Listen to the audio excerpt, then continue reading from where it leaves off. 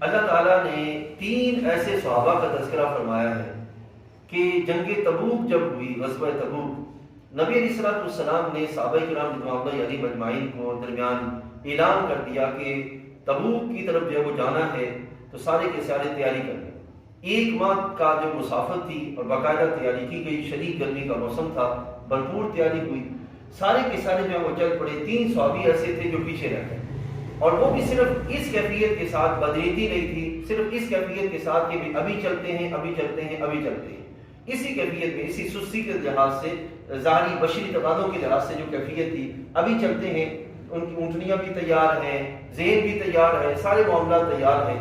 اب اسی کیفیت میں وہ چلتے چلتے اسی کیفیت میں تھے کہ محبوب کریم علیہ السلام غزوہ سے واپس تشریف لے آئے۔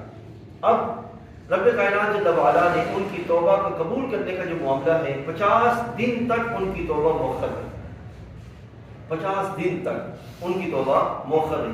اور یہاں پہ اللہ تعالیٰ فرماتا ہے کہ وعلی الثلاثة الذین خلفوا، اور ان 3 پر جو موقوف رکھے گئے تھے، حتی اذا ضاقت علیہم الارض بما رحبت، یہاں تک کہ جب زمین اتنی وسیع ہو کر ان پہ تنگ ہو گئی۔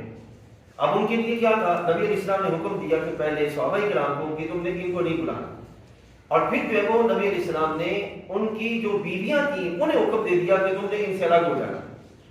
ٹھیک ہے، یہ بڑا امتحان تھا ان کے لیے کہ پہلے صحابہ کو حکم دیا کہ نہیں بلانا، پھر جو ازواج تھے، ان کی بیویاں تھیں، ان کو حکم دے دیا کہ تم جدا ہو جاؤ، تو بیویاں بھی جو وہ جدا ہو گئی۔ اب خود سوچے کہ نبی کے لیے کہ بندہ جس معاشرے میں رہ رہا ہو، اس معاشرے میں نہ کوئی اس کو بلانے والا ہو، نہ کوئی اس کو پوچھنے والا ہو، تو کہاں جو اس کے لیے زمین میں آسانی ہوگی؟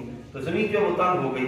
تو وضاقت علیہم انفسہم، اور وہ اپنی جان سے بھی تنگ آ گئے۔ ایسے یہ باقاعدہ حدیث طیبہ موجود ہے کہ وہ صحابی بیٹھے ہیں کہ روم سے ایک قاصد آیا، اتنی یعنی کہ اس وقت رومی عیسائی جو تھے وہ نبی علیہ السلام کی اور معاشرے کی اتنی جو ہے وہ کرتے تھے، جاسوسی کرتے تھے کہ قاصد آیا، وہ خط لے کے آیا اس صحابی کے پاس، اور آ کے کہنے لگا کہ ہمیں پتہ چلا ہے کہ تمہارے صاحب نے تمہیں چھوڑ دیا، آؤ ہم تمہارے لیے آسانیاں کرتے ہیں۔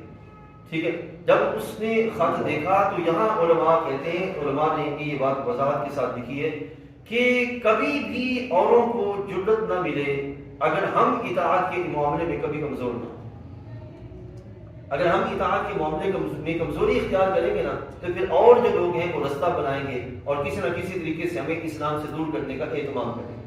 ٹھیک ہے نا، تو یہاں پہ جب انہیں خط دیا گیا تو آپ اس وقت جو ہے قریباً آگ کے قریب بیٹھے تھے شاید، تو آپ نے وہ خط جو ہے اسی وقت تندور میں پھینک دیا، اور اسی کیفیت میں کہ شاید یہ مجھ پر جو ہے وہ آزمائش ہے جو کہ اللہ تعالیٰ جل وعلا کی طرف سے آیا ہے۔ اور 50ویں روز جا کر اللہ تعالیٰ نے ان کی توبہ کو قبول فرمایا۔